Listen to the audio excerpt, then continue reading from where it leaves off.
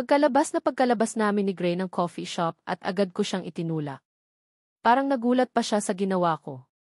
Alam mo bang bawal yung ginagawa mo? Paano kung may mag-report sa atin? Kahit naman kinikilig ako, hindi ko pa rin nakakalimutan ang Code of Ethics. I'm sure hindi ka naman isusumbong ng barkada mo, sagot ni Gray na hindi mo makikitaan ng kahit anong takot. Paano kung may ibang makakita? Walang ibang tao, nakita mo naman tayo-tayo lang dun. Don't worry, last na yun, nagpakilala lang ako sa mga kaibigan mo, at sa Jeff na yun. Siguraduhin mo lang, baka wala pang isang linggo maghanap ka na ulit ng trabaho. I told you, this is not a full-time job. Pansamantala lang ito and I have a bigger plan. Kahit tanggalin nila ako, wala akong pakialam, napatingin ako sa kanya. Anong bigger plan ba ang iniisip niya para sa sarili niya? May mas lalaki pa ba sa pagiging doktor niya na halos isang dekada bago niya nakuha? Let's go, wika nito. Lumapit siya sa akin at inilahad ang kamay pero lumayo ako. Kasasabi ko lang, baka may makakita, eto na naman siya. Sorry, tila ngayon lang niya naalala. Ihahatid na kita sa ate mo, anito at tumalikod. Uuwi na ko. Sa isang araw ko na lang babalikan kina ate ang mga gamit ko, tugon ko. Nahinto sa paglalakad si Gray at pumihit paharap sa akin. Uuwi na ko, ulit ko kahit hindi pa man siya nagtatanong. Nakita ko ang pag-angat ng isang sulok ng kanyang labi bago tumalikod at naglakad palapit sa sasakyan. Habang nasa biyahe kami, muli niya akong kinausap. Siguro naman, hindi na magdidikit sa'yo ang Jeff na yun. Pagkakakong natawa. Palagi na lang nitong pinag-iinitan si Jeff, wala namang ginagawa yung tao. Huwag ka nga dyan.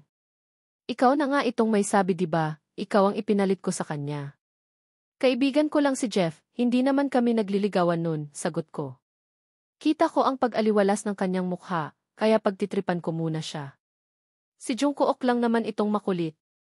Hanggang ngayon hindi pa makamove on sa akin, sabi ko sa seryosong boses, pero deep inside gusto ko nang bumunghalit ng tawa. Narinig ko ang mahina rin niyang pagtawa. Sabihin mo sa kanya, wala na siyang pag-asa, anitong natatawa lang sus, kunyari pa siyang natatawa, if I know selos na siya. Masaya akong sumakay sa kotse niya.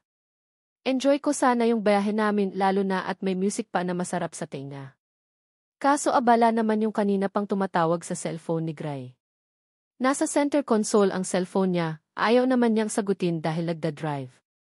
Nang muling tumunog ang cellphone nito at umilaw ang screen, na-curious ako kung sino ba ang tumatawag, mula sa pwesto ko nakita ko ang pangalan, Shane. Hindi ko alam kung babae o lalaki ba yun. Nang tingnan ko si Gray ay pasulyap-sulyap ito sa cellphone niya.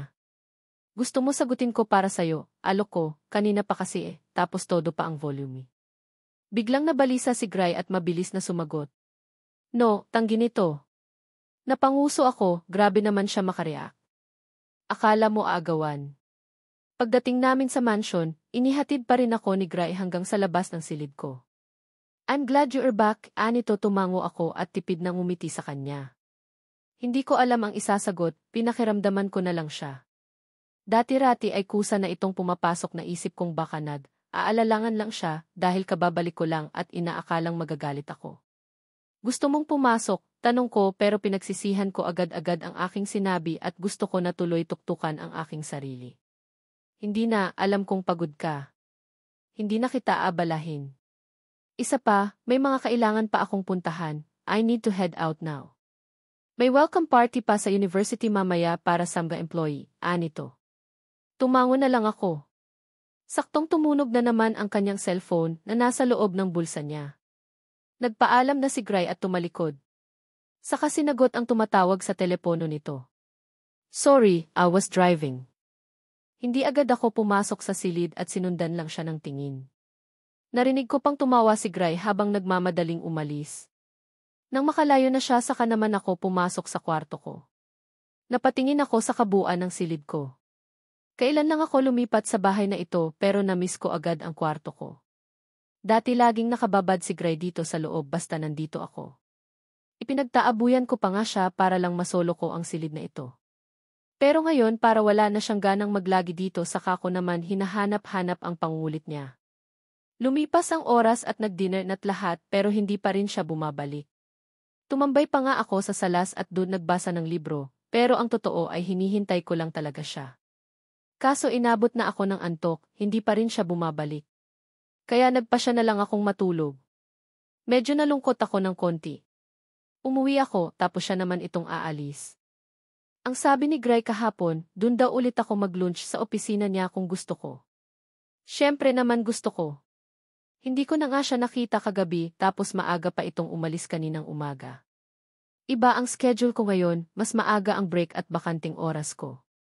Yung mga kaibigan ko naman, mamaya ko pa makikita kaya dun na lang muna ako tatambay sa office ni Gray. Pasimple lang akong naglakad papunta dun para walang ibang taong makapansin sa akin. At kung sakaling may makikita akong tao sa hallway, hindi na lang ako tutuloy.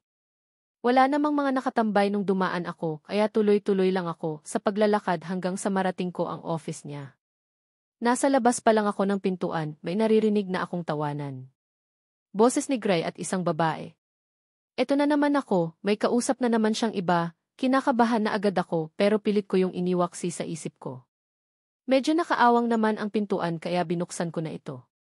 Tumigil ang tawanan. Napansin siguro nila na may tao. Nang bumukas ang pinto, bumungad agad sa akin ang isang mestisa at magandang babae na nakasuot ng blazer na tinernuhan ng black skirt na above the knee. Nakaupo siya sa gilid ng mesa ni Gray, naka-crossed ang mahaba, maputi at sobrang kinis nitong legs. Gigi, ani Gray nang makita ako. Nilingon naman ako ng babae at tumingin sa akin ng diretsyo. Shane, bigkas ni Gray sa magandang babae nakatingin. Shane. Siya ba yung tawag ng tawag kahapon kay Gray? Nang lingunin ng babae si Gray, hindi nakawala sa aking paningin ang kakaibang tinginan ng dalawa na parang nag-uusap sila sa mata. Tila nagkakaintindihan sa simpleng tinginan lang okay, I need to go, sabi nit. Umiti ito kay Gray sa katumayo. See you late lover boy, mahinang sabi nito pero nakarating yun sa pandinig ko. Kitang-kita ko kung paano naglunikot ang mga mata ni Gray sa sinabi ng babae. Matapos magpaalam ng babae kay Gray ay tinalikuran na niya ito at naglakad palapit sa akin na punong-puno ng confidence. Hi, I'm Shane Duran, Gray's ex-classmate, anito na parang ibinitin pa ang huling sinabi. Inilahad nito ang kamay at mumiti. Ang paraan ng ngiti nito, hindi ko alam kung totoo ba or peke. Ayokong maging bastos kaya tinanggap ko ang kamay nito kahit alinlangan ako. Pagkatapos ay basta na lang niya ako nilagpasan. Pero muli nitong nilingon si Gray. See you soon, Gray, anito sa kanagpaalam. Napataas naman ang kilay ko nang tawagin niya sa pangalan si Gray, mas matindi pa ito kaysa babae kahapon. Marahan kong nilingon si Gray na nakatingin sa akin. Nakita ko pa ang pagtaas-baba ng kanyang Adam's apple. Kaibigan ko, kadarating lang niya galing AFIF, ani Gray kahit wala pa man alaong tinatanong tumango-tango na lang ako. Kahit may kakaiba talaga akong nararamdaman sa Shane na yun at kay Gray, pilit ko na lang na binaliwala.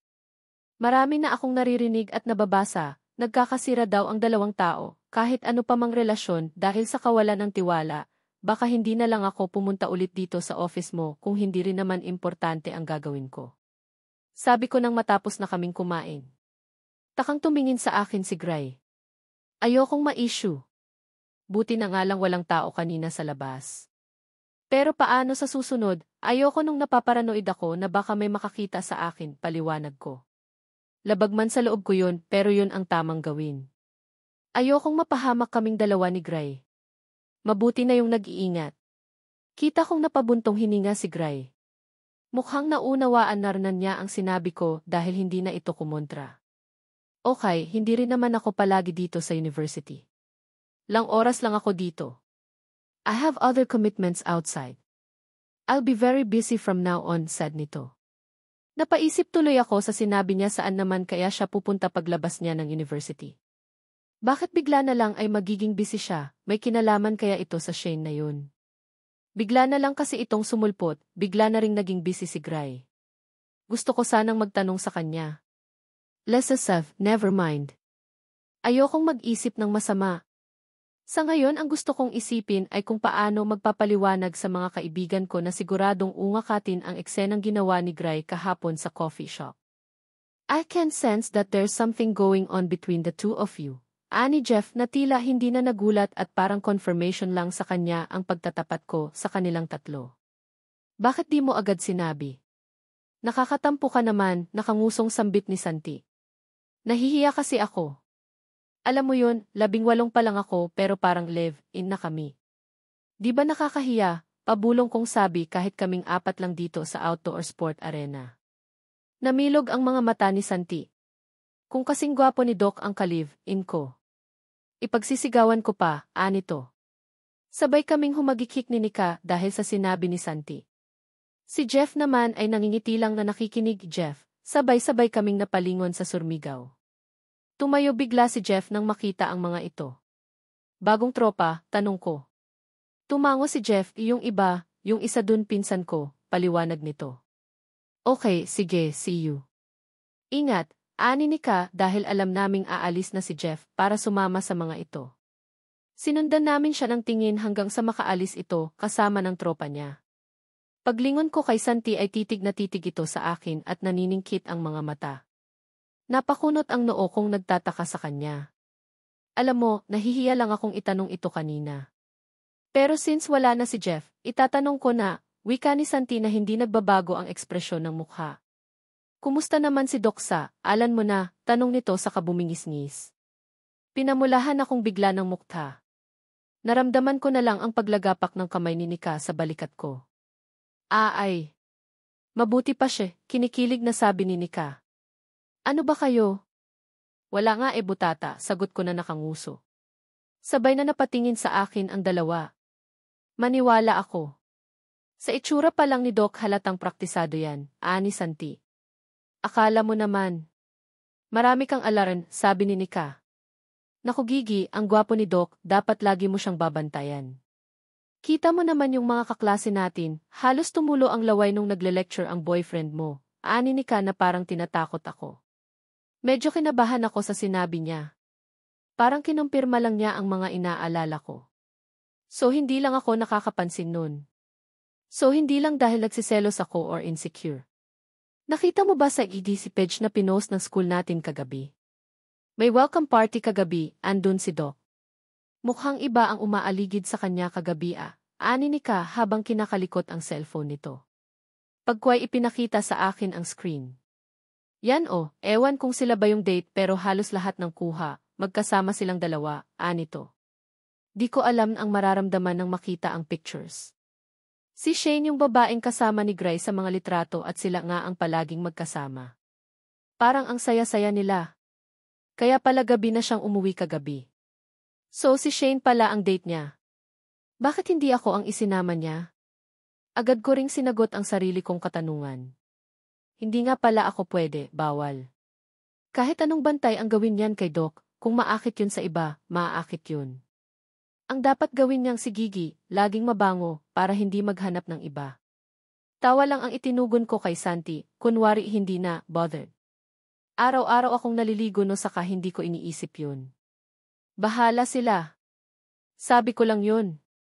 Pero heto ako ngayon nasa mall, mag-isang nag-ikot. Hindi ko sinabi sa mga kaibigan ko, baka pagtawanan lang nila ako. Pagkatapos kasi ng sinabi ni Santi, ay hindi na nawala sa isip ko ang sinabi niya. Nagka-idea ako. Tama, dapat lagi akong mabango. Hindi kasi ako gumagamit ng pabango. Samantalang si Gray, malayo palang humahalimuyak na. Bago umuwi ay dumaan muna ako sa isang coffee shop para tumambay saglit. Maaga pa naman, ubusin ko lang itong iniinom ko, pagkatapos ay uwi na rin ako. Hindi pa nangangalahati ang iniinom ko ay may narinig akong tumawag ng pangalan ko. Tita Gigi, malakas na tili ng isang batang babae. Medyo kinabahan ako dahil pamilyar ang boses na yun sa akin. Agad akong lumingon at hindi nga ako nagkamali. Kilala ko kung kaninong boses yun, boses ng tiyanak, ni Isabela. Maluwang ang ngiti ni Isabela at patakbo pang lumapit sa akin habang panay ang sigaw ng pangalan ko. Iniwan na nito si Ate Mucha na nalaglalakad sa likod niya. Tumayo ako at agad siyang niyakap. Ang cute talaga ng batang ito at napaka-sweet kaya labs na labs ko, kahit ubod ng daldal. Namiss ko siya sobra kaya pinupog ko ng halik kailan pa kayo nakauwi, taong ko kay Ate Mucha nang makalapit siya. Nasa ibang bansa kasi sila, nagbabakasyon. Kahapon lang kisagot nito at naupo sa harap ko. Anong ginagawa mo dito na mag-isa? Tanong niya sa akin. May binili lang ako tapos naisip kong tumambay muna bago umuwi. Kayo, tugon ko. May binili lang ako, tugon niya pero ang mata ay na kay Isabela na paikot-ikot lang sa amin. Hindi ko tuloy mapigilang hindi humanga kay Ate Mucha. 4 na ang anak niya pero ang ganda pa rin na. Iba talaga kapag alaga sa pagmamahal ng asawa. Lumaki akong nakikita kung gaano siya kamahal ni Kuya Drake. Kagaya ko ay 18 years old din siya nung magsama silang mag-asawa. Malaki din ang agwat ng kanilang mga edad. Halos magkatulad kami ng sitwasyon. Ang kaibihan nga lang, si Kuya Drake masyadong nagmadali, nabuntis niya agad si Ate Mucha. Samantalang ako, mukhang mamumuti muna yata ang buhok. Pero ang pagkakaalam ko, hindi rin sila magsundo nung una. Ano kayang ginawa ni Ate Mucha para ma-inlove sa kanya si Kuya Drake? Ubod ng suplado yun at nakakatakot kung hindi mo kilala. Ate, paano mo ba napa-inlove si Kuya Drake? Tanong ko. Napatingin si Ate Mucha sa akin. Nako, masalimuot ang pinagdaananan namin. Baka maiyak ka, anya na nakangiti. Ang pogi ni Kuya Drake, marami ka sigurong karibal sa kanya. Sinabi mo pa, sagot ni ate na nakatawa at wala kang mababakas na pangamba. Medyo natawa rin ako dun. Parehong-pareho nga talaga kami ng sitwasyon. Pero noon yon, hindi na ngayon. Simula na makuha ko ang atensyon niya, para na siyang baliw kasusunod sa akin, wika ni Ate Mucha na nagingiti-ngiti. Bigla ay parang may umilaw sa utak ko. Tama. Bakit ba hindi ko agad naisip? Si Ate Mucha pala ang dapat na tinatanong ko. Baka matutulungan niya ako. Kita ko nga kung gaano kanya kamahal eh. Ano bang ginawa mo para magkaganon siya sa'yo? Curious na tanong ko. Kita ko ang pagkislap sa mga mata ni Ate Mucha pagkway naningkit ang mga matang tumingin sa akin, saka bumulong gumamit ako ng ipinagbabawal na teknike.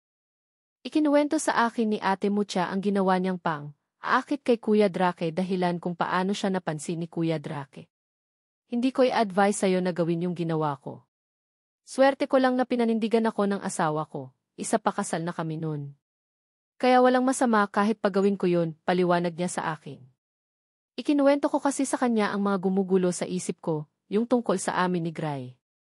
Pero wala ring masama kung aalagaan mo yung sarili mo, hindi para sa kanya kundi para sa'yo, sabi ni Ate Mucha pagkatapos ay dinala niya ako sa salon, para daw lagyan ko naman daw ng konting style ang sarili ko. Lagi na lang kasing mahaba, straight at boring ang buhok ko. This time pinagupitan ko itong may style at konting highlights. Inayos din ng mga staff ang kilay ko, may manicure, pedicure at kung ano-ano pa. Pati nga facial treatment na ngayon ko lang naranasan, ginawa nila dahil yun ang sinabi ni Ate Mucha sa kanila. O diba, hindi ka na mukhang baby. Pero hanggang ganyan na lang muna ang maitutulong ko sa'yo. Kapag ikinasal na kayo ni Gray, saka ko ituturo sa'yo lahat ng ipinagbabawal na teknik. Malawak ang ngiting sabi ni Ate Mucha. Medyo may nagbago nga naman sa akin, hindi na ako mukhang minor. Hindi na magmumukhang isisi si Gray nito pag magkasama kami. Nakisabay na rin ako kina Ate Mucha nang umuwi, inihatid nila ako hanggang sa mansyon ng mga tuazon. Hindi na sila purnasok, ibinababa lang nila ako sa tapat ng bahay bago sila nagpaalam. Wala pa rin si Gray nang dumating ako. Nag-text siya sa akin na inaayos nito ang mga hindi natapos na documents sa hospital para sa resignation nito. Talagang iniwan na nito ang pagkaryo niya bilang doktor at hindi ako makapaniwala. Halos 1 dekada ang pag-aaral ng medicine tapos iiwan lang niya. Hindi kaya siya nang hihinayang? Sa bagay, may koneksyon naman sa medicine ang itinuturo niya sa university. Maya-maya pa ay kinatok na ako ni Lisa para sabihing ipinapatawag na ako ni na Madam para daw mag-dinner. Wow, ang ganda, bati sa akin ni Lisa nang makita niya ang bagong buhok ko. Medyo kinilig naman ako sa sinabi niya. Hindi na tuloy ako magkapaghintay na makita si Gray, magandahan kaya siya. Agad naman akong lumabas para sabayan ang aking mga biyenan, kahit nga medyo busog pa ako. Nakakahiya namang tumanggi. Habang papalapit ako sa dining room ay naririnig ko na ang boses ni na chairman at madam na nag-uusap. Bakit parang hindi ka na yata lumalabas kasama ng mga kaibigan mo lately? Narinig kong tanong ni chairman. Sumasama lang naman ako sa kanila para makasali sa circle nila, kahit nung una pa hindi ko naman talaga sila gustong kasama, narinig kong sagot ni Madam. May problema ba, si Chairman? Wala naman. Dati kasi gusto kong makasabay sa kanila dahil asawa ako ni Chairman Tuazon. Medyo natagalan pero lately, naisip kong hindi ko naman kailangan yung gawin. Hindi natin sila kailangan. In fact, tayo ang kailangan nila. Hindi ko kailangan ang mga peking kaibigan. I am the one and only wife of Chairman Tuazon. May anak akong hinahabol-habol ng mga anak nila. Ang lastly, I have the best daughter-in-law na parang gusto na nga nilang sulutin sa akin, salaysay ni Madam sabay tawa ng malakas. Yung tawang puno ng satisfaction. Kahit yung tawa niya may pagkamaldita pa rin, parang hinaplos naman ng mga salita niya ang puso ko.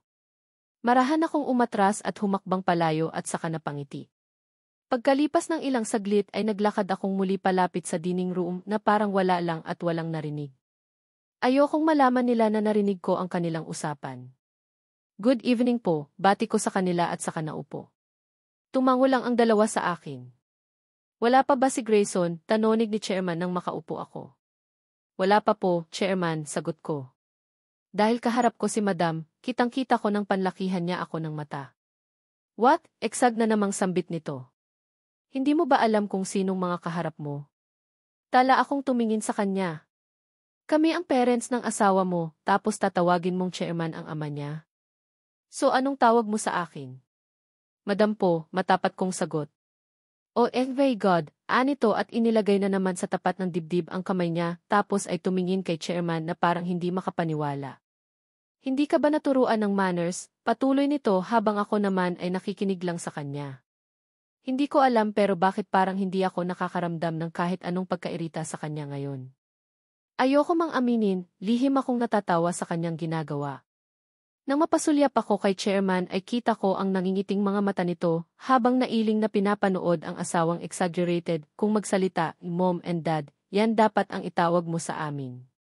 Haay, mga kabataan ngayon, hindi na marunong gumalang, sambit ni Madam at ipinagpatuloy ang pagkain. Hindi pa nag-iinit ang puwit ko nang dumating si Gray.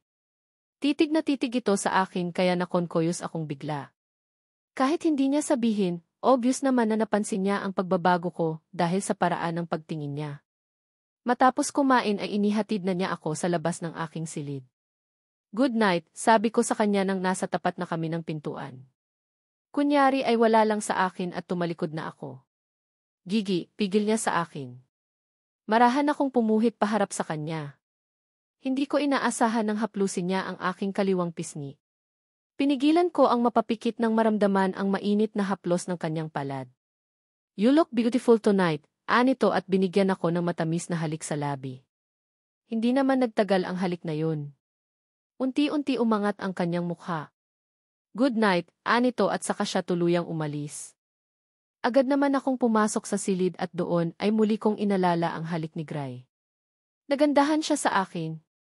Bigla ay may kung anong pumasok sa isip ko. Naalala ko ang kwento ni Ate Mucha kung paano niya inakit si Kuya Drake. 18 din siya nun, paano kaya kung subukan ko? Susubukan ko lang para malaman kung may epekto ba talaga ko kay Gray.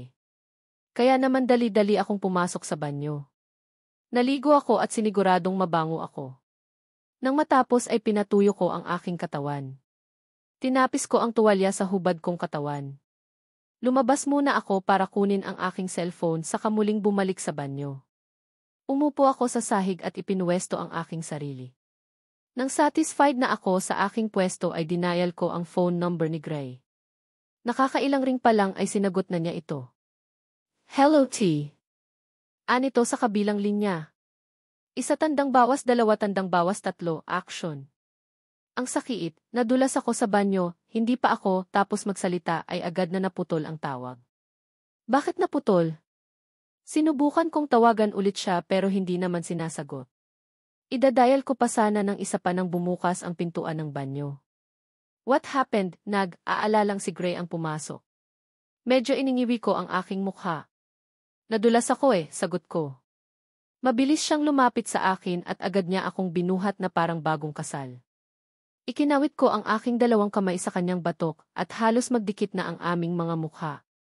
Idinikit ko pa ang aking sarili kaya naramdaman ko ang init ng kanyang katawan. Isinubsob ko ng bahagya ang aking mukha sa kanyang liig. Grabe ang bangon niya. Marahan niya akong ibinaba sa gilid ng kama, paupo. Hindi agad siya kornilos. Kahit acting lang ito, pakiramdam ko huminto ang oras dahil konti lang ang distansya ng aming mga mukha at ramdam ko pa ang mainit niyang hinina. Sobrang lakas ng tahip ng dibdib ko. Paano kung kagatin niya ang pang-aakit ko, handa ba ako? Mukhang mapapasutbo yata ako Bahagya siyang umagwat sa akin. Kita ko ang pagsulyap niya sa tapat ng dibdib ko. Mabilis lang yun pero hindi yun nakawala sa paningin ko, maging ang pagtaas-baba ng Adam's apple nito dahil sa ginawa nitong paglunok, saan ba ang masakit, tanong niya sa akin. Naku po, hanggang dito na lang yung script. Dapat paglapag niya sa akin sa kama ayun na, dapat suksaksenis na. Kaso iba ang naging reaksyon ni Gray. Hindi niya kinagat ang pang-aakit ko. Saan ang masakit, ulit nito kaya parang nagising ako. Iyong pa ako, sagot ko. Sana hindi niya mahalatang nagsisinungalin ako. Unti-unting lumayo si Gray at dahan-dahan siyang lumuhod sa harapan ko para tingnan ang aking paa. Yung kanan, sabi ko. Marahan niyang inangat ang paa ko at kinapak pa yun. Muntik ko nang makalimutang umarte, buti na lang at naalala ko.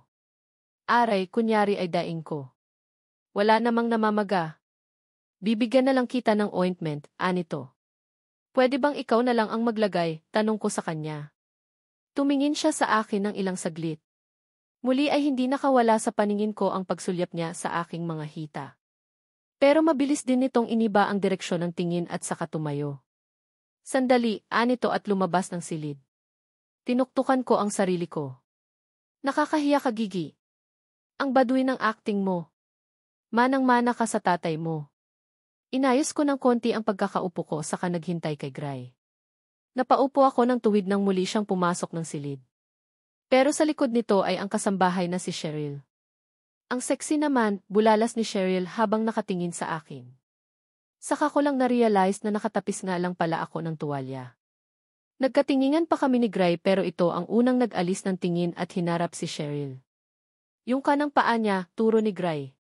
Tumango si Cheryl at lumapit sa akin habang pinipihit ang hawak nito, yung ointment. Miss G, san ba yung masakit? Tanong nito at lumapit sa akin. Wala na akong nagawa kundi ang panindigan ang aking drama. Itinuro ko sa kanya kung saan kunyari may masakit. Tahimik niya akong pinahira ng malamig na gamot habang si Gray nakamasid lang sa isang tabi. Nakonkoyos ako dahil nakitingin siya sa legs ko. Naaakit na ba siya? Bakit tumawag pa siya ng iba? Okay na, wika ni Cheryl sabay tayo. Sige po, anito bago lumabas ng silid. Masakit pa ba? Tanong ni Gray. Tumingin lang ako sa kanya. Medyo nawalan na rin kasi ako ng gana dahil mukhang papalalabas na rin siya. Wala na, walang ganang sagot ko. Tumango-tango lang si Gray. Mag-ingat ka sa susunod, wika nito. Good night, sabi pa niya bago siya lumabas ng silid at marahang isinara ang pinto. Naiwan na naman akong mag-isa. Napahiga na lang ako sa kama at napatitig sa kisam.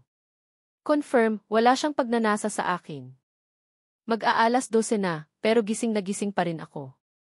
Kinailangan ko pang uminom ng over-the-counter melatonin para dalawin na ng antok.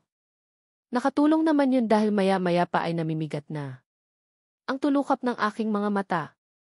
Tunog ng alarm ang nakapagpagising sa akin. Pagkagising ay ang nangyari kagabi agad ang pumasok sa utak ko. Aaminin ko, masama ang loob ko. Pakiramdam ko tuloy ang pangit. Pangit ko.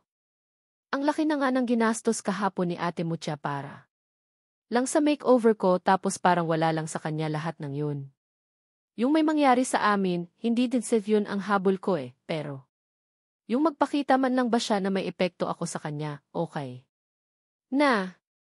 Hindi naman siya dating ganun. Kaso lately medyo nag-iba na siya. Lalo pa siyang nagbago ngayong biglang dumating ang Shane na yun. Tinginan pa lang nilang dalawa, may kakaiba na. Ayoko lang. Pansinin niyo nung una dahil ayokong maging nega. Pero dahil sa nangyari kagabi, hindi ko na magawa pang hindi magduda.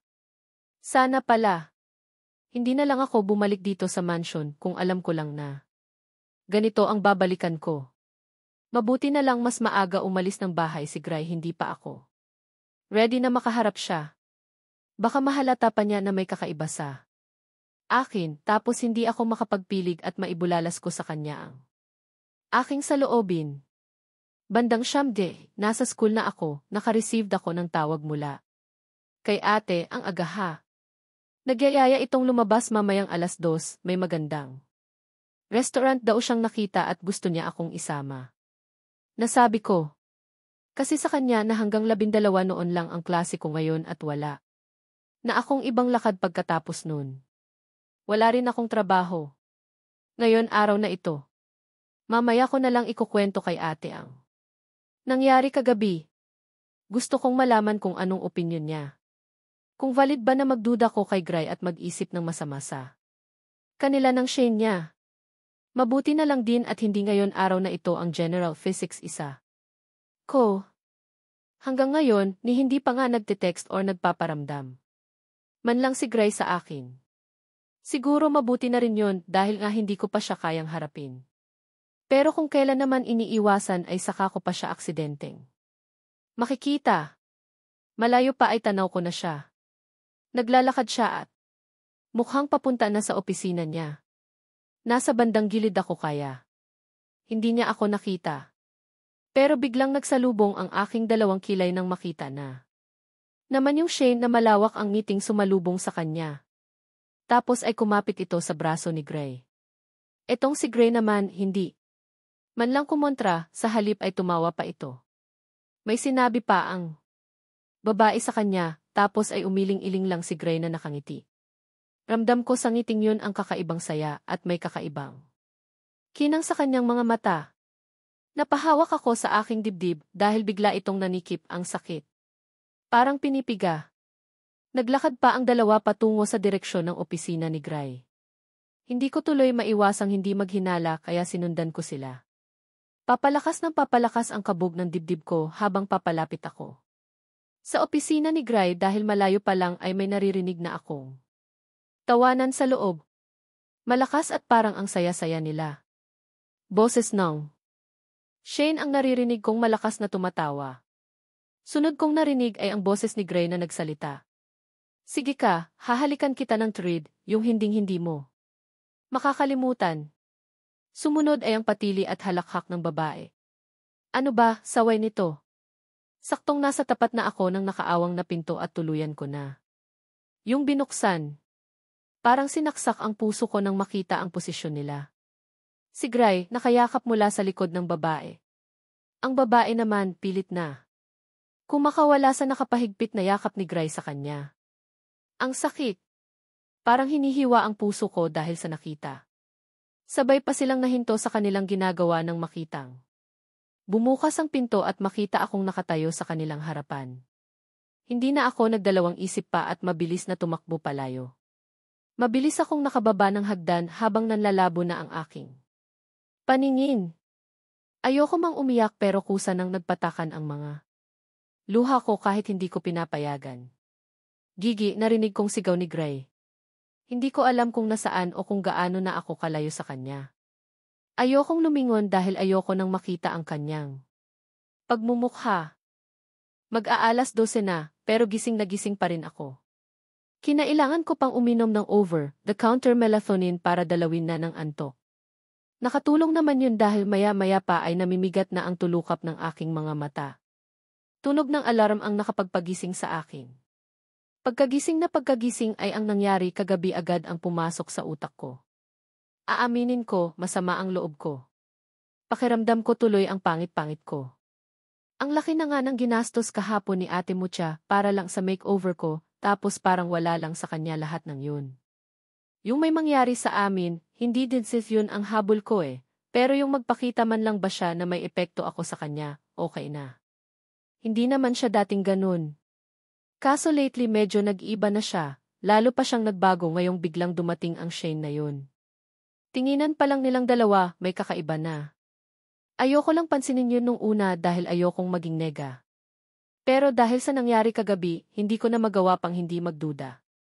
Sana pala hindi na lang ako bumalik dito sa mansion, kung alam ko lang na ganito ang babalikan ko. Mabuti na lang mas maaga umalis ng bahay si Gray, hindi pa ako ready na makaharap siya.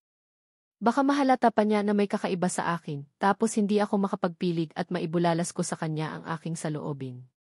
Bandang siyamde, nasa school na ako, naka-received ako ng tawag mula kay ate, ang agaha. Nagyayaya itong lumabas mamayang 2:00, may magandang restaurant daw siyang nakita at gusto niya akong isama. Nasabi ko kasi sa kanya na hanggang 12 noon lang ang klase ko ngayon at wala na akong ibang lakad pagkatapos nun. Wala rin akong trabaho ngayon araw na ito. Mamaya ko na lang ikukwento kay ate ang nangyari kagabi. Gusto kong malaman kung anong opinyon niya. Kung valid ba na magduda ko kay Gray at mag-isip ng masama sa kanila ng Shane niya. Mabuti na lang din at hindi ngayon araw na ito ang General Physics isa ko. Hanggang ngayon, ni hindi pa nga nagte-text or nagpaparamdam man lang si Gray sa akin. Siguro mabuti na rin yun dahil nga hindi ko pa siya kayang harapin. Pero kung kailan naman iniiwasan ay saka ko pa siya aksidenteng makikita. Malayo pa ay tanaw ko na siya. Naglalakad siya at mukhang papunta na sa opisina niya. Nasa bandang gilid ako kaya hindi niya ako nakita. Pero biglang nagsalubong ang aking dalawang kilay nang makita na naman yung Shane na malawak ang ngiting sumalubong sa kanya, tapos ay kumapit ito sa braso ni Gray. Etong si Gray naman, hindi man lang kumontra, sa halip ay tumawa pa ito. May sinabi pa ang babae sa kanya, tapos ay umiling-iling lang si Gray na nakangiti. Ramdam ko sa ngiting yun ang kakaibang saya, at may kakaibang kinang sa kanyang mga mata. Napahawak ako sa aking dibdib dahil bigla itong nanikip ang sakit. Parang pinipiga. Naglakad pa ang dalawa patungo sa direksyon ng opisina ni Gray. Hindi ko tuloy maiwasang hindi maghinala kaya sinundan ko sila. Papalakas ng papalakas ang kabog ng dibdib ko habang papalapit ako sa opisina ni Gray dahil malayo pa lang ay may naririnig na akong tawanan sa loob. Malakas at parang ang saya-saya nila. Boses nung Shane ang naririnig kong malakas na tumatawa. Sunod kong narinig ay ang boses ni Gray na nagsalita. Sige ka, hahalikan kita ng thread, yung hinding-hindi mo makakalimutan. Sumunod ay ang patili at halakhak ng babae. Ano ba, saway nito? Saktong nasa tapat na ako ng nakaawang na pinto at tuluyan ko na yung binuksan. Parang sinaksak ang puso ko nang makita ang posisyon nila. Si Gray, nakayakap mula sa likod ng babae. Ang babae naman, pilit na kumakawala sa nakapahigpit na yakap ni Gray sa kanya. Ang sakit. Parang hinihiwa ang puso ko dahil sa nakita. Sabay pa silang nahinto sa kanilang ginagawa nang makitang bumukas ang pinto at makita akong nakatayo sa kanilang harapan. Hindi na ako nagdalawang isip pa at mabilis na tumakbo palayo. Mabilis akong nakababa ng hagdan habang nanlalabo na ang aking paningin. Ayoko mang umiyak pero kusa nang nagpatakan ang mga luha ko kahit hindi ko pinapayagan. Gigi, narinig kong sigaw ni Gray. Hindi ko alam kung nasaan o kung gaano na ako kalayo sa kanya. Ayokong lumingon dahil ayoko nang makita ang kanyang pagmumukha. Gigi, teka lang, sigaw pa niya ulit. Tuloy-tuloy lang ako sa pagtakbo at hindi ko napansin ang mga tao sa paligid ko. Kung saan-saan na ako luniko at sumuot para lang makalayo. Basta tumakbo lang ako ng tumakbo hanggang sa mapagod na ako.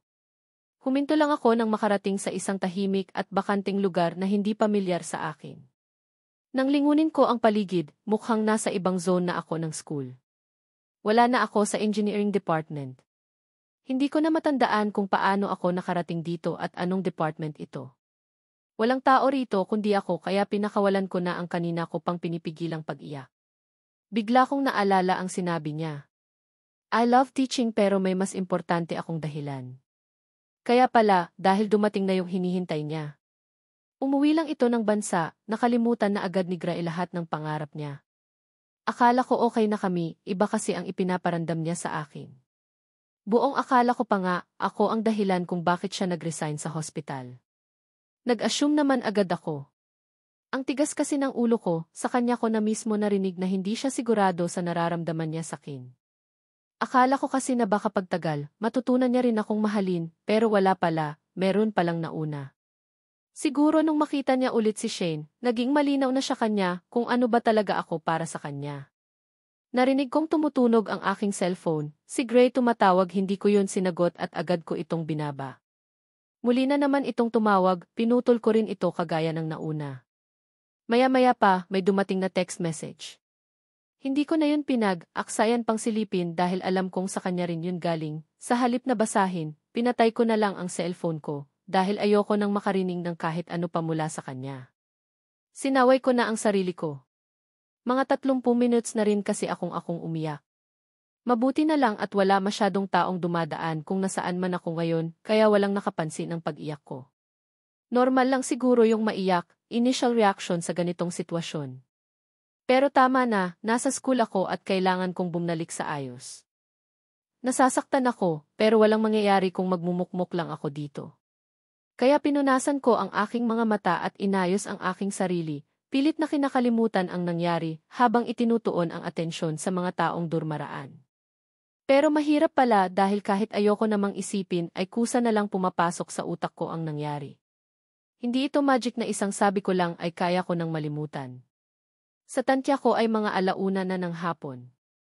Hindi ko alarm kung anong eksaktong oras na dahil naka-off pa rin ang cellphone ko. Buti na lang at naalala kong magkikita nga pala kami ni ate. Mabuti na lang may mapagsasabihan ako ng sama ng loob. Naghintay pa ako ng ilang minuto para pakalnahin ang aking sarili. Nang sa tingin ko ay ayos ako, tumayo at nagsimula na akong maglakad para tumbukin ang daan palabas. Tumawag ako ng taxi at nagpahatid sa West Block Plaza kung saan ko kikitain si ate. Ilang minuto rin ako sa biyahe dahil traffic. Nang tingnan ko ang oras sa dashboard ng taxi ay 1:50 this pa lang. Hindi pa ako late sa usapan namin. Pagdating ko sa address ay bumaba ako sa tapat ng isang modernong commercial center. Hinanap ko ang restaurant na sinabi ni ate. Agad ko naman yung nakita kaya pumasok na ako dun. Pagdating ko sa loob ng restaurant, agad akong sinalubong ng isang staff na may kasamang ngiti. Good afternoon, ma'am. Do you have the reservation? Magalang nitong tanong. Tumango naman ako. Christina Rufino po. May reservation po ang ate ko. Ah yes, mukhang alam na agad nito kung sinong tinutukoy ko. This way please, diyan ito sa akin at tahimik lang akong sumunod. Maaliwalas ang loob at wala pa masyadong tao kaya napakatahimik. Wala pang sinasabi ang staff ay natanaw ko na agad si ate. Napangiti ako nang makita siya. Pakiramdam ko, sa wakas ay may kakampi na ako ngayong araw na ito. Pero napawi agad ang ngiti ko nang mapatingin ako sa taong upo sa harapan nito si Gray. Mula sa distansya ay nakita rin niya ako. Agad itong tumayo habang ang mga mata ay punong-puno ng emosyon at pag-aalala. Napalingon din si ate sa direksyon ko nang makita niyang tumayo si Gray. Yung kaninang saya ko nang makita si ate ay napalitan ng sama ng loob dahil yung kapatid kong akala ko ay kakampi ko, mukhang kinuntyaban na rin ni Gray.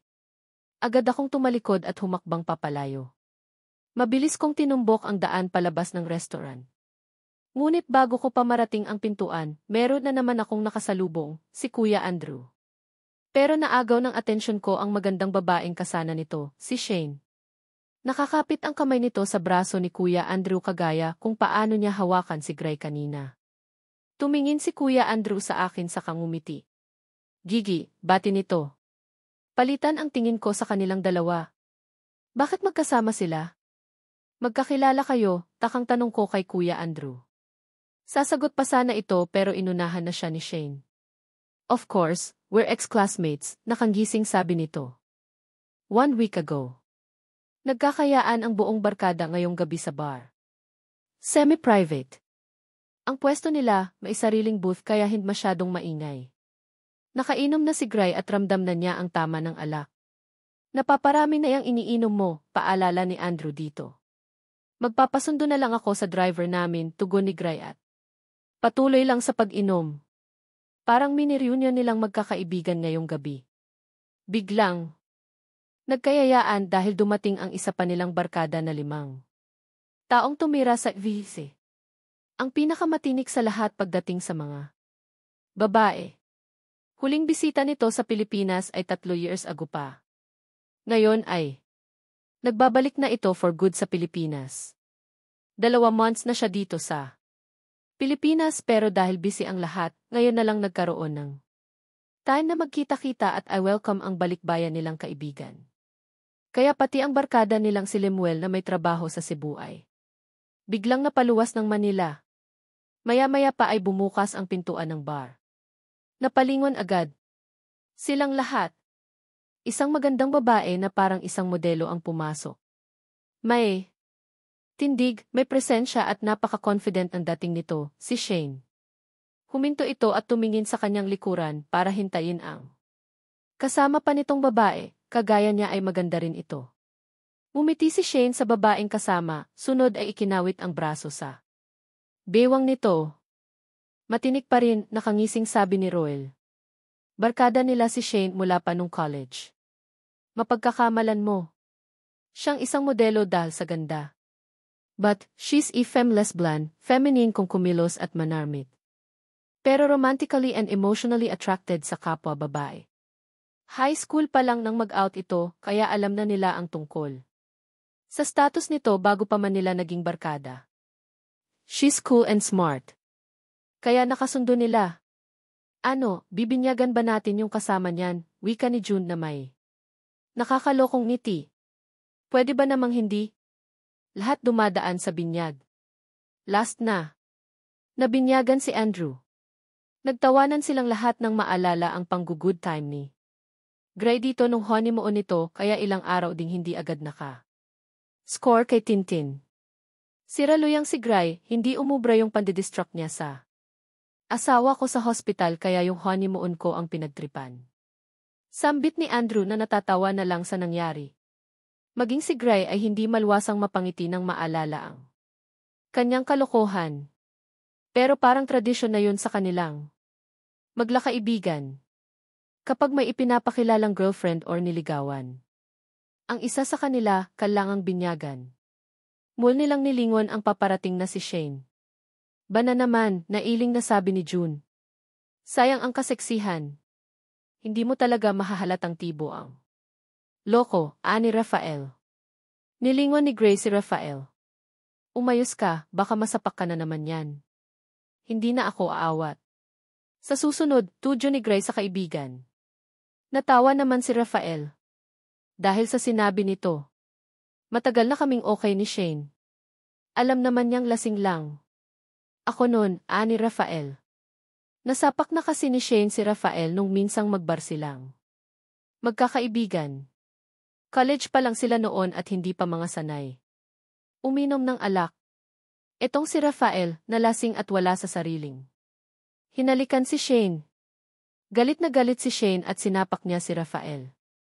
Dahil lasing si Rafael ay bumagsak ito sa sahig kaya ilang beses pa. Itong sinipa ni Shane. Kung hindi siya naawat ng mga kaibigan, baka nabugbog na nito ang lalaki. Ilang buwan din ang mga itong hindi nagkibuan pero eventually nagkabati rin. Ngayon ay tinatawanan na lang nila ang nangyari. Pero si Shane, diring-diri pa rin tuwing maaalala na may lalaking humalik sa kanya. Isang yakap ni Shane ang mga kaibigan ng makalapit na. Siya sa mga ito. Iba na naman ang kasama mo, Attorney Duran, pabirong salubong ni Rafael kay Shane. Hindi man lang nakitaan ng pangamba si Shane sa biro ng kaibigan. Sa halip ay tumawa pa ito. Mukhang may masasapak na naman biro din Andrew, si Rafael ang pinaparinggan. Umiti ng malawak si Shane at kumapit ng mahigpit sa braso ni Rafael. Hindi mangyayari yun, inaanak ko ang pamangkin nito, ani Shane. Na nakangiti. Ngayon pa lang sinasabi ko na, hindi rin gagana yung binyag na pinaplano nyo. Sinabihan ko na siya, confident na sabi ni Shane at lumingon sa kasama. Yes, the way, meet Nandi girlfriend, Janice. Huwag nyo masyadong bibiruin, naninipayan kapag nagagalit, pakilala nito. Hi Janice, halos sabay-sabay na bati sa kanya ng buong barkada. Umiti naman ang babae at kumaway. Gaya ng dati tawanan at kumustahan ang nangyari sa pagkikita kita. Nang magkakaibigan. Akala ko ba last year ka pa sana babalik dito sa Pinas, tanong ng isa kay Shane. Tinapos ko muna yung mga kaso ko sa VF, kaya medyo natagalan. But now, I'm back for good. I'm setting up my own firm. Under renovation pa rin yung office ko. Sa ngayon magtuturo muna ako sa Edison University habang nag-settle down, paliwanag ni Shane. Really, si Ro? Yup. And guess what, magkatrabaho na rin kami ni Gray. Pareho. Kaming magtuturo sa same university, balita ni Shane. Alam na ng buong barkada nila ang pagre-resign ni Gray sa hospital. Kaya hindi na sila nagulat. Naku Janice, bantayan mo yang si Shane. Madami pa namang. Magaganda dun, biro ni Lemuel. Agad na tumaas ang clay ni Shane. Hoy, bakit ako? Etong si Gray ang bantayan nyo, siguradong ibang. Babae kada linggo ang flavor nito, protesta ni Shane tapos ay. Humarap sa Gray. Ingat ka, bawal ang makipagrelasyon sa estudyante. Ayokong isang. Araw kukunin mo akong abogado dahil may nagrereklamo. Magulang sayo, pabirong sabi nito. Umiling lang Gray at mahinang natawa. Tapos na ako sa mga ganyan, mahinang sabi nito. Natahimik ang lahat at sabay-sabay silang napalingon sa kay Gray na. May tinging nagtataka matapos marinig ang sinabi nito. Tinamaan ni Cupido, si Andrew ang nagsalita. Kaya naman lahat ay kay Andrew bumaling ang tingin. Kaya yan nagpapakalasing ngayon, ilang araw na yang nilayasan ng girlfriend niyan, hanggang ngayon ayaw pa ring sumama sa kanya. Pambibisto pa nito. Hindi kumontra si Gray at hindi na rin nagsalita dahil totoo naman. Ang sinabi ni Andrew. Ilang araw na rin si Gigi sa bahay ng mga ito at mukhang wala pang balak bumalik sa mansyon ng mga tuazon. Dumagdag pa ang mga magulang ni Gray na suportado ang paglalayas ng dalaga. Napansin na lang ni Gray na lahat ng kaibigan niya ay nakatingin sa kanya. Huwag mong sabihing in love ka nga kaya ka magpapakasal, tanong ni Shane. Napabuntong hininga na lang si Gray. Napatitig sa basong hawak nito. At sa kamarahang tumango. Sandaling katahimikan ang namutawi, pagkatapos ay parang may sumabog dahil sa lakas ng kanilang naging sigawan. Nagkagulo, naghiyawan at nagpalakpakan pa ang mga ito. Putek! Nagpunta lang ako ng probinsya pagbalik ko, naghimala na. Teka sino naman yung malas na babae, nakangising tanong ni Lemuel. Gray, kailan ko ba makilala ng personal, tanong ni Shane na may malawak ng ngiti. Walang balak si Gray na sagutin ang tanong ng mga ito pero narinig niyang nagsalita si Andrew. Kapatid ng asawa ko. Huwag kang mag-alala Shane, malapit na kayong magkita nun. First year college sa Edison University. Kung nasaan si Gigi, nandun din niyang si Gray. Talo pa niyan ang aso kong makabuntot. Naiiling na lang si Gray dahil talagang binibisto siya ni Andrew sa mga kaibigan nila. Feeling panalo ito ngayon dahil pinagmumukha siyang katatawanan sa kanilang grupo. Pero hindi pa tapos si Andrew sa pambibisto. Kaya ayan, nag-resign bigla sa hospital para bantayan ang hipag ko. Takot masulot sa kanya ng ibang mas bata sa kanya, pagbibiro ni Andrew kahit pa alam naman niya kung ano talaga ang totoo. Dahilan nito. Wait what? Si Gigi. Yung bagets na kasama niyo ng asawa mo sa last reunion natin sa Batangas, tanong ni June. Maluwang ang ngiting pinakawalan ni Andrew at saka tumango. Nalalaki ang mga mata at napamura pa ang magkakaibigan ng maalala kung sinong Gigi ang tinutukoy ni Andrew kaya lalo pa. Silang nagsigawan at napuno ng kantyawan. Ang bata mong sexy, biro ni June. Naiiling na lang si Gray habang nagtatawanan ang lahat sa pangunguna ni Andrew. Mukhang marami nang ang nainom si Gray dahil hindi na nito kayang pigilan pa ang mga salitang lumalabas sa kanyang bibig. Wait, lilinawin ko lang, hindi ko pinlano na ma-inlove sa kanya. Okay. But it happened. She's different, makulit, matalino. Maganda, masarap magluto, lahat nasa kanya na, pag-amin ito. Tawanan muli ang namutawi sa buong silid dahil sa lasing nilang kaibigan. Iniwan talaga mo ang pagdodoktor para lang bumuntot sa babae. Hindi makapaniwalang tanong ni Rafael. Itinuro ni Gray si Rafael. That? And she will need me soon, kaya kailangan ko siyang bantayan. I love her so much, I want to be the man that she deserves. Even that means giving up my whole career. I need to protect her. Right. Dad and our company RT. Pinutol agad ni Andrew ang sasabihin pa sana ni Gray bago pa man. Ito makapagbitaw ng mga bagay na confidential na hindi dapat marinig ng ibang tao. Ako na lang ang maghahatid sa bugok na to, ani Andrew at tinapik. Si Gray na nakayuko na ngayon. Tumayo ka na dyan nang makaalis na tayo, aya ni Andrew dito. Pun mo ko dalhin sa baby ko, sambit ni Gray. Natawa tuloy si Andrew dito. Sir, ulo. Kinikilabutan ako sayo, anito at akmang aalalayan ang kaibigan nang magsalita ito ulit.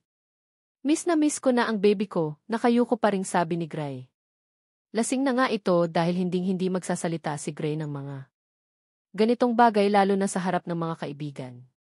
Lalong lumakas ang tawanan nung akala nila ay tumatawa si Gray sa pwesto nito dahil yumuyugyog ang balikat.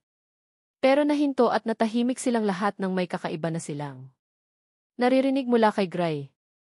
Wait, umiiyak ba yan? Gulat na bulalas ni Rafael kaya lahat at napatitig kay Gray na nakayuko at yumuyugyog ang balikat. Nanlaki ang mata ng magkakaibigan nang makumpirmang umiiyak. Na si Gray. Lahat ay hindi makapaniwala sa kanilang nasasaksihan. Umiyak ang gago. Sa halip na maawa, mas lalo pa silang tumawa. Finally, may nakapagpaiyak na rin kay Mr. Heartbreaker. Biglang may naalala si Shane, agad nitong dinukot ang cellphone na nasa loob ng kanyang bag. Hindi ko pwedeng palagpasin to, nakangising anito. I can't wait to meet her.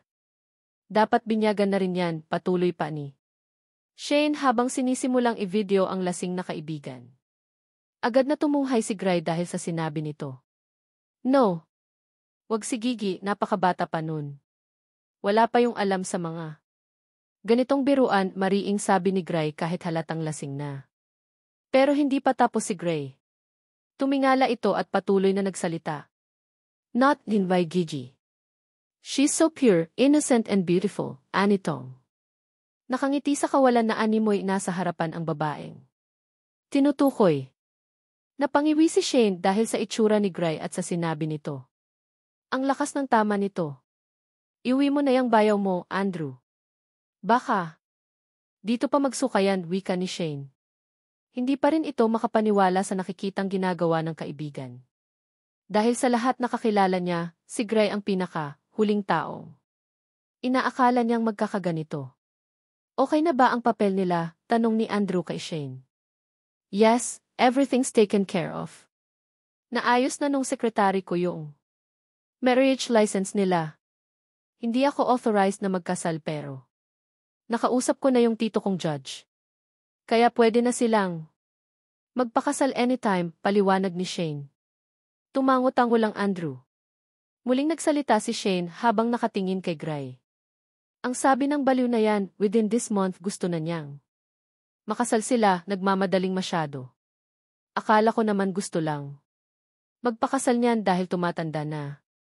Pero ngayong nakita ko yang mga pinagagagawa niya, mukhang tinamaan talaga, umiiyak pa. Wika ni Shane sabay pakawala ng malakas na tawa. First heartbreak eh. Good luck sa kaibigan nating ngayon lang. Nabiktima ng first love. Ang hirap pa sa namang lagpasan yan. Nakangising sabi ni Andrew. Nilingon niya si Gray na ngayon ay nakayuko at mukhang nakatulog na. Alam niya ang plano ng kaibigan dahil siya ang una nitong pinagsabihan. Gusto na nitong pakasalan si Gigi, kaso nga nagkaroon nang hindi pagkakaunawaan ang dalawa nung birthday nito kaya hindi natuloy ang binabalak na pagpopropose.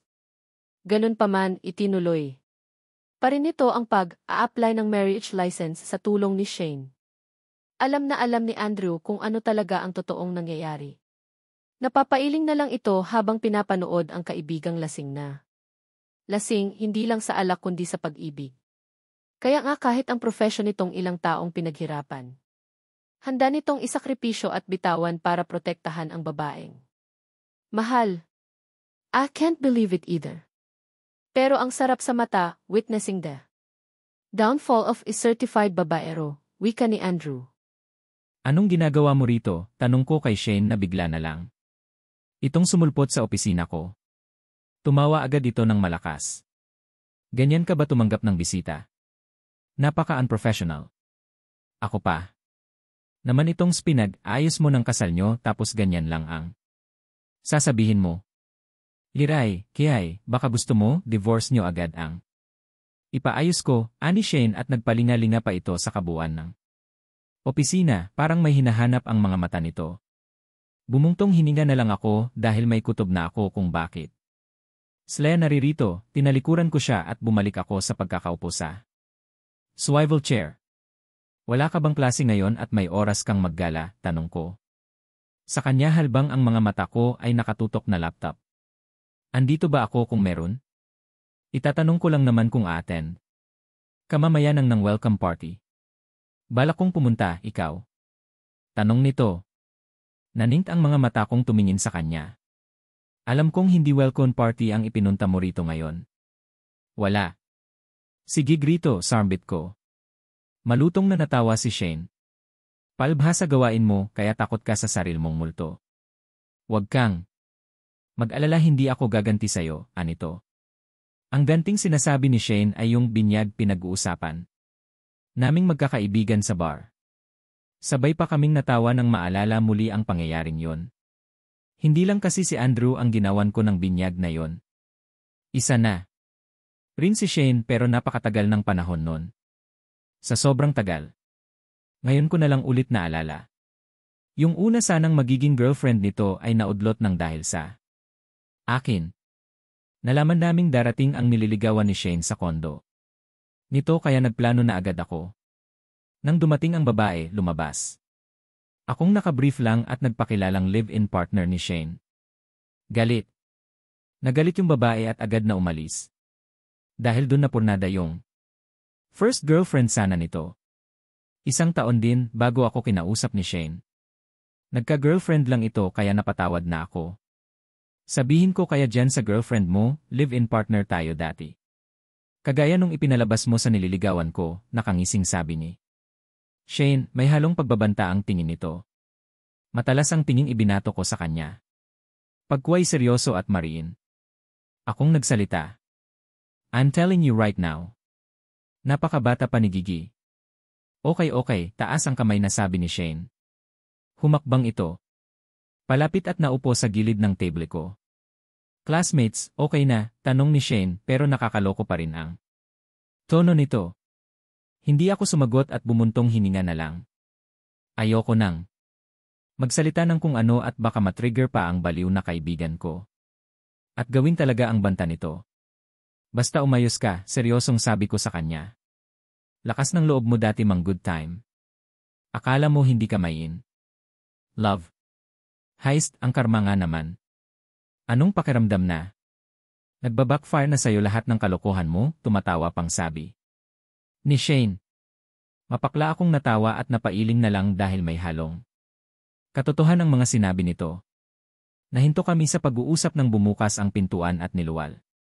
Noon si Gigi. Gigi, tawag ko agad sa kanya.